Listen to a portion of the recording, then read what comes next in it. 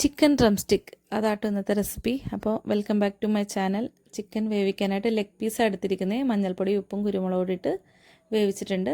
ഇനി അത് നന്നായിട്ട് നമുക്ക് മാഷ് ചെയ്തെടുക്കാം. വേവിച്ച ഒരു ഉരുളൻകിഴങ്ങും ചിക്കനും കൂടെ നന്നായിട്ട് നമുക്ക് ഉടച്ചെടുക്കാം. അതിലേക്ക് മഞ്ഞൾപ്പൊടിയും മസാലപ്പൊടിയും മുളക് പൊടിയും കുരുമുളക് പൊടിയും ആവശ്യത്തിന് ഉപ്പും കുറച്ച് മല്ലിയിലയും കൂടി ചേർത്ത് നന്നായിട്ട് യോജിപ്പിച്ചെടുക്കാവേ.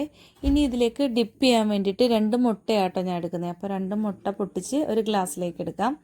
ഇനി നമുക്ക് ആ ചിക്കൻ്റെ ബോൺ വേണം നമുക്ക് കവർ ചെയ്തെടുക്കാനായിട്ട്. അപ്പോൾ ആ എല്ലിലേക്ക് നമുക്ക് ആ മാഷ് ചെയ്ത് വെച്ചിരിക്കുന്ന എല്ലാം കൂടെ അതിലേക്ക് നന്നായിട്ട് യോജിപ്പിച്ച് കൊടുക്കാം. ഇനി അതിലേക്ക് എഗ്ഗിൽ ഡിപ്പ് ചെയ്തതിന് ശേഷം ബ്രെഡ് ക്രാംസിലിട്ട് നന്നായിട്ട് റോൾ ചെയ്തെടുത്ത് ഫ്രൈ ചെയ്യാൻ വയ്ക്കാം.